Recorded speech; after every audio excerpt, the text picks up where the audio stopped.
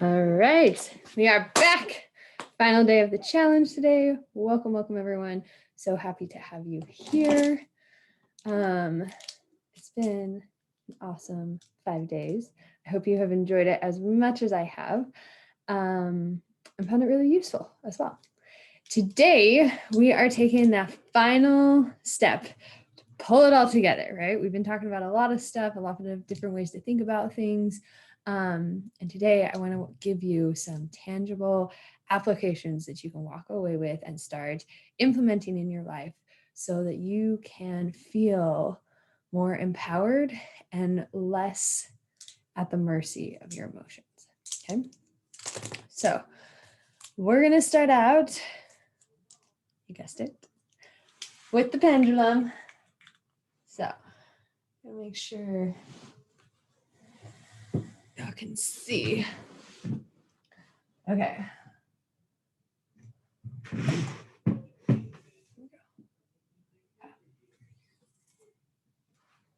Pendulum. Now, if you'll remember, we have the two sides, right? We have our midpoint. This is the goal. When we're dealing with emotions, remember, we want to be clear in our identity and who we are, not be detached from our emotions. Remember, we're thinking about them as those clouds again. They're not consuming us, nor are we detached from them. Okay? This is the goal.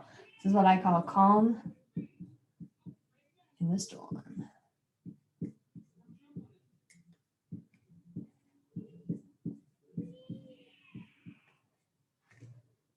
That's what we want. I want you to feel like you can have emotions, they can be around you, you can be experiencing them, you can pull more of the experience on as you want, push away, but not ever detach from them and never be consumed, right? Calm in the storm. It's kind of that narrowing of the pendulum, right? Now, one of the biggest, trying to say if it's the biggest. Okay, there are about 3 things that are really important to help us get here to the calm in the storm. Okay. So over here, we have the wall, right? And remember, we don't get to pick and choose which emotions we get to feel and which ones we don't. Everything is on one side of the wall and over here. The pendulum is simply how often is the wall up. If you're all the way up here, it's up constantly. You feel nothing. Okay? Very few people are all the way up here. Good news. But even if you're hanging out in this range, which is where I was for a lot of my life, that's also not great, right? You miss out on the joy, the white fluffy clouds. Okay. The other experience is over here, where we have so many emotions and no boundary. We are completely lost ourselves. Okay? You can't even see the stick figure guy anymore. Okay. So this was I am my emotions. I control my emotions. And I befriend.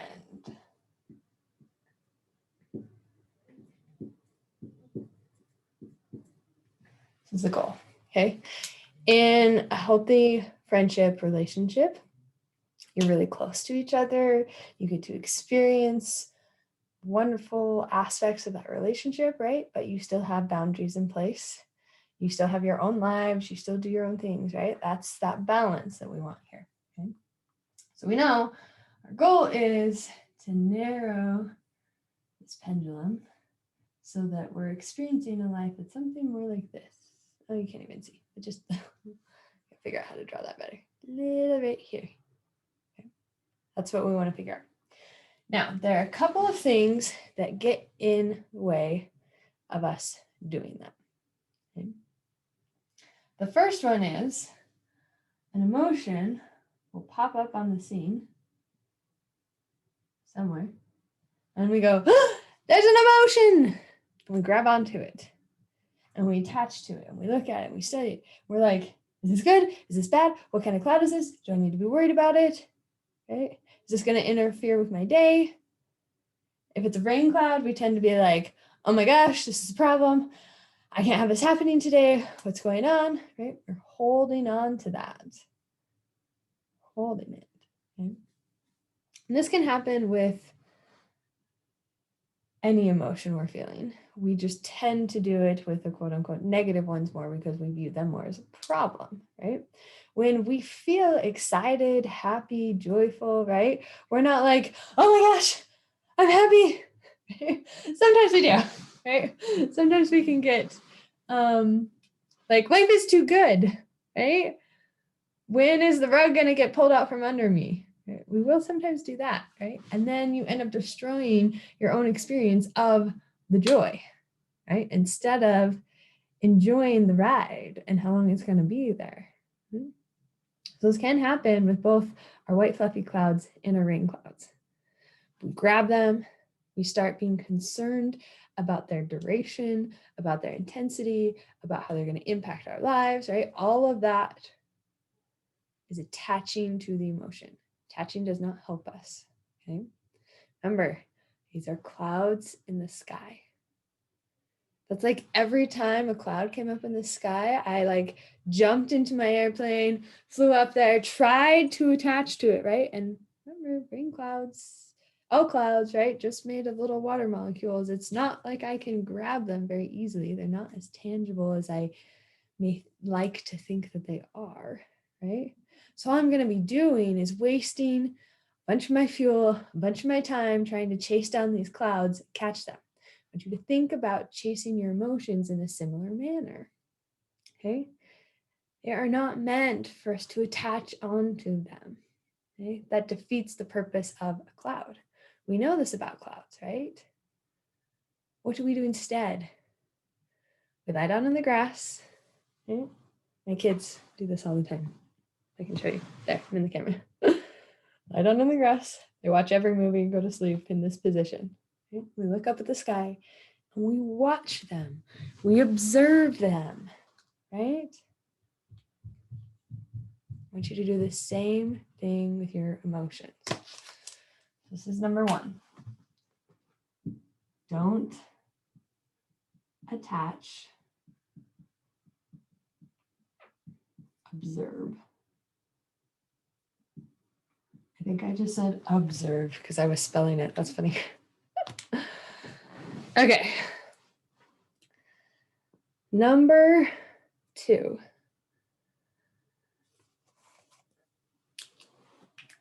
When we're going along this pendulum, right? Well, yeah. Sorry, I was trying to decide what order I wanted to do these in. Okay, when we're going along this pendulum, sometimes, and this is a basic principle of the pendulum principle, I don't know. It's a core component. The same way you cannot stop the swing, this is another piece of that. And it applies here a lot to our emotions. I'll tell you why. So sometimes when we're going along, it's like there are these peaks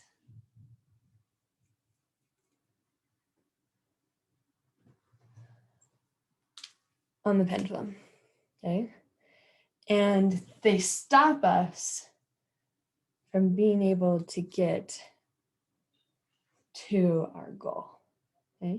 And you think of them as like little mini spikes or little walls in the road, right? Are blocking the path.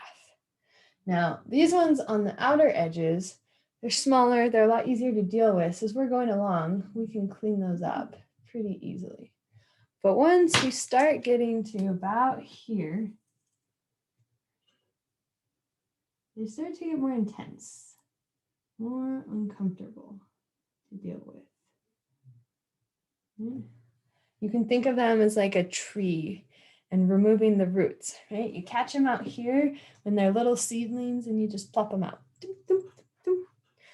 But as the tree has had more time to grow and take root, and now by the time you get down here, it's like one of those big old giant tree stumps, okay? And the roots are all the way down into the ground, right? That's when you've like got to dig all the way around it, find all the roots. You've got those, I can't even think of what they're called, garden shears, right? That you can clip the roots and pull it out, and you have to have like a big old thing come in to remove that stump, right? A lot harder to remove these stumps than it is these little things. So that's why I say most of us hang out somewhere around here on the pendulum, because that's where we can easily weed out those seedlings and we have nice ground for us to stand in, right? But the further we come in down here, the more the ground gets covered in roots, and those roots are stealing our water, they're stealing our nutrients. It's why we're feeling exhausted. It's why we feel like we don't have energy. It's why we feel like we're not well nourished, right? These are ways you can think about it. So what are these tree stumps that are getting in the way? They are the stories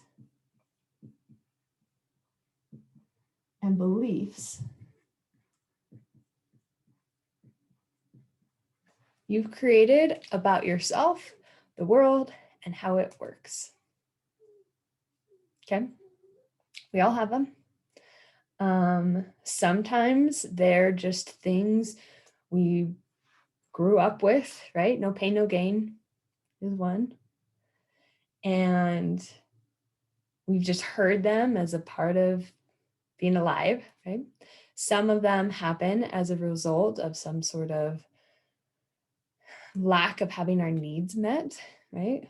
So, if you didn't have your needs met physically or emotionally as a child, that can create these stories or beliefs of my needs don't matter. They're less important than other people's, right? Which then creates behavior where we're not taking care of our own needs and we are instead trying to meet everyone else's, right? So these stories and beliefs shape how we show up.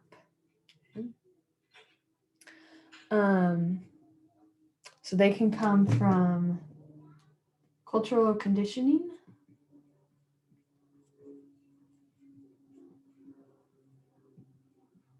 They can come from life experience.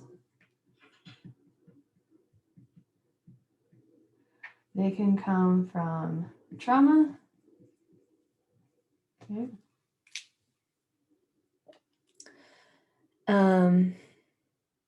And so some of these stories and beliefs, if we're good at catching them, we can just remove it pretty easily. Right?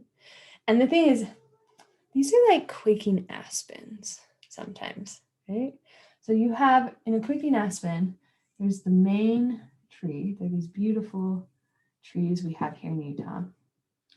And the way their roots work is all the trees are actually interconnected with one another. So a single tree will send out these other roots. We had one in my yard growing up as a kid, and it was one of our chores that we had to go out and regularly pluck all of these little sprouts that would come from the root of the main tree that we had, because we didn't want a forest growing in our front yard, right?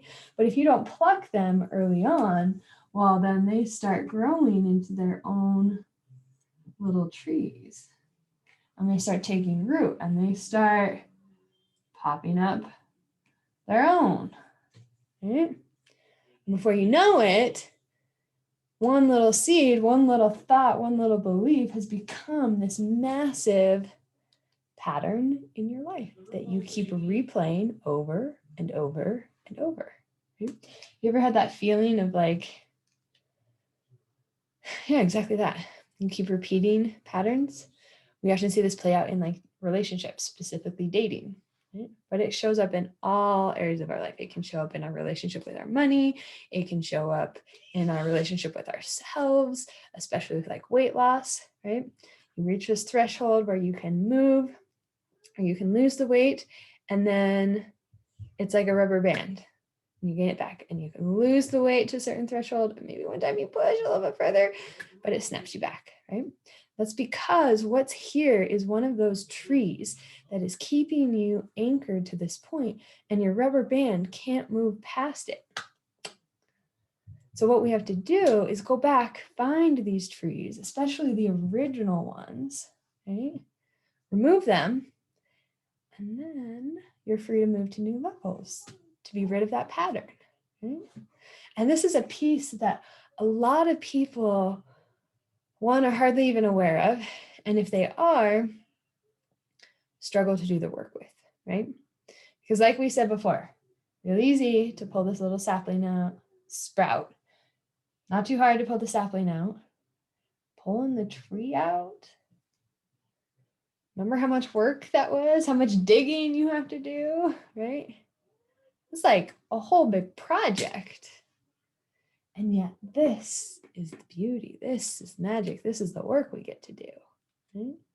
This is what I do with my clients. That's why I'm so passionate about it, why I want everyone to know, whether you work with me or not, having this awareness will help you become more open to the tools you need in your life. Some of you will sit there and go, you know what? I need to journal more. I need to pray more. I need to spend more time out in nature. Some of you will say, I need a coach. Some of you will say, I need to go and take care of my body better, right? There's lots of different ways we can go about removing these. And the great thing, I don't want to diss on these little ones because they're connected, right? So they can help us find the tree roots. There's nothing wrong with that. The thing I want though is let's get you out of living life here or here, right? And let's get you closer to living life here. Because remember, what becomes available when you're the calm in the storm that wasn't available before? Things like wholeness, right? Freedom. That can look like ability to live life the way you want, financial freedom, like pick your goal. Limitless. Right? This is, I have a desire and I can go out and fulfill it in the world. If I want more time with my kids, I can create that. If I want more money in my bank account, I can create that, right? Tell me your goal, tell me your deepest desire, and I will tell you, you will find it here. Okay? So number one, don't attach, observe to our emotions. This is to the clouds, right? Observe the clouds. Number two, be willing to dig in the dirt.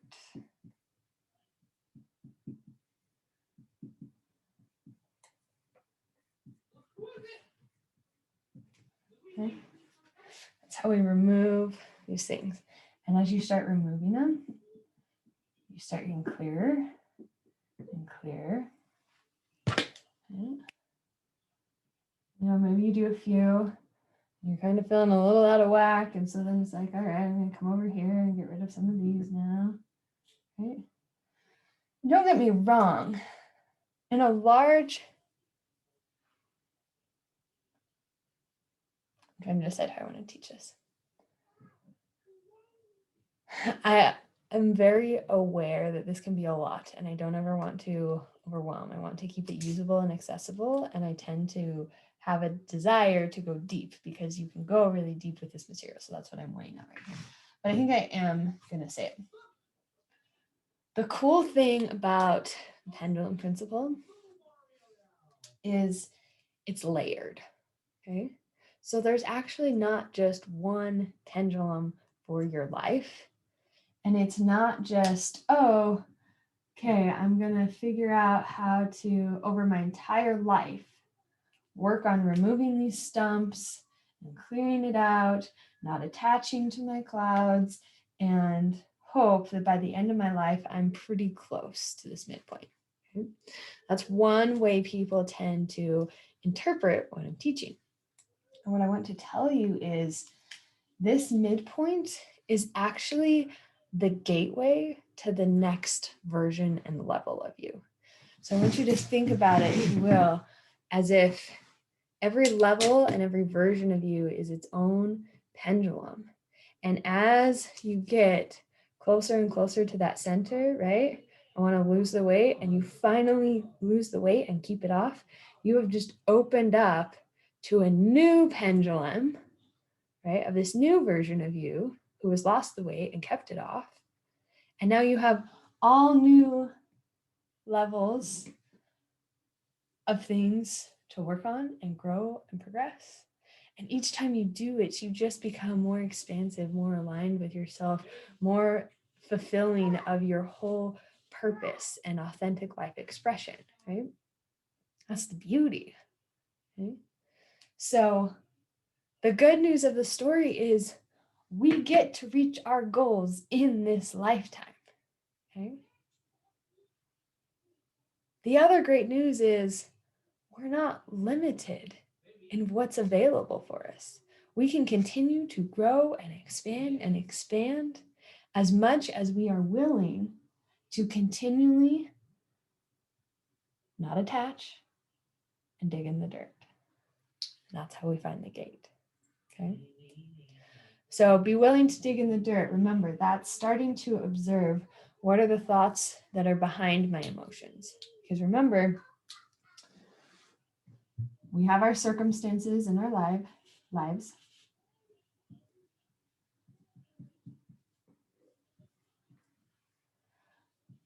We then have thoughts about those circumstances, which then create our emotions,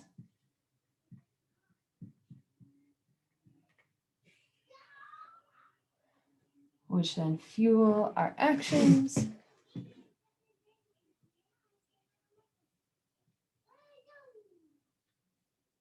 which yield results.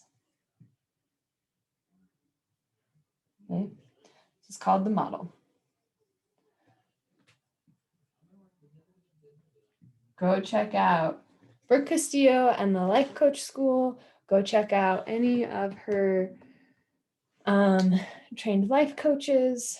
A popular one around here is Judy Moore.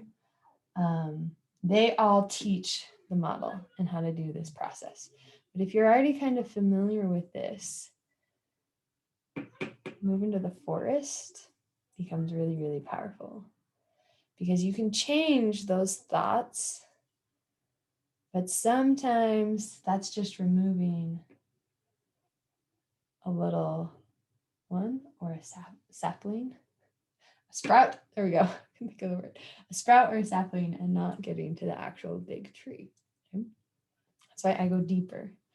Yeah. We talked about how to not do this, the way we're willing to dig in the dirt. It starts though with this, right? You have to observe what are the thoughts, the beliefs, the stories I am telling myself. Because without that, that's why all week long I said I want you to become the observer, right? The observer of your emotion.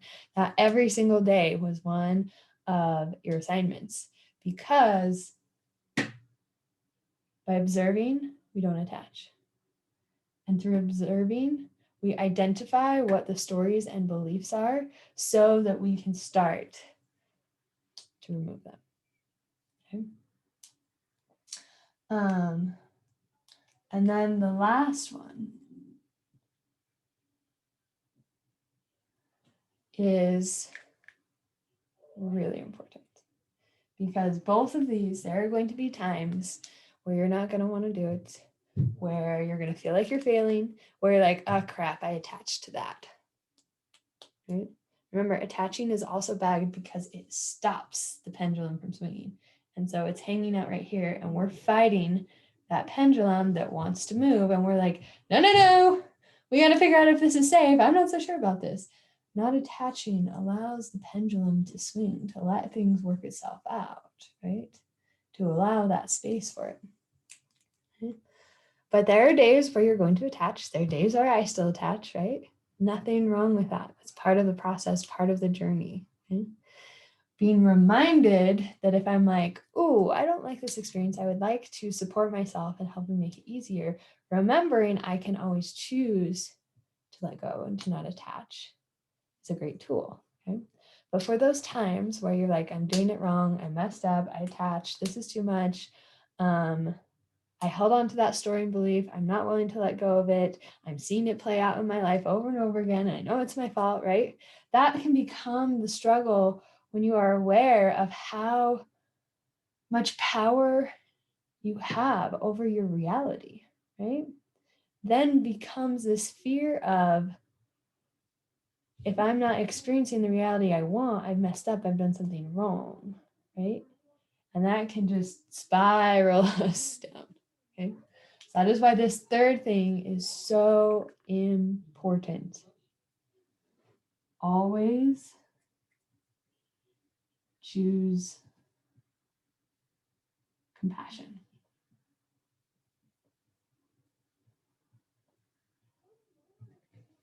If I'm being awesome and I'm letting that pendulum swing and I'm observing the clouds and I'm like, this is great, right? I love myself for doing that. Okay? And if I attach to one and I'm like sitting in it and I'm all freaking out and I don't know what's going on, I love myself. Right? I have compassion on myself. And if I'm out in the world and I see other people and they're letting their pendulum swing, I'm like, awesome, you're rocking it. And if I'm out in the world and I see people and they're attaching to their emotions and they're freaking out and they don't know how to, they're not even aware of any of this, right? Or maybe they even are and they're still attaching. I have compassion for them. I love you anyways. That's how we get through it. Without this third key, you will not be able to do these. So if you pick only one thing, let this be your takeaway.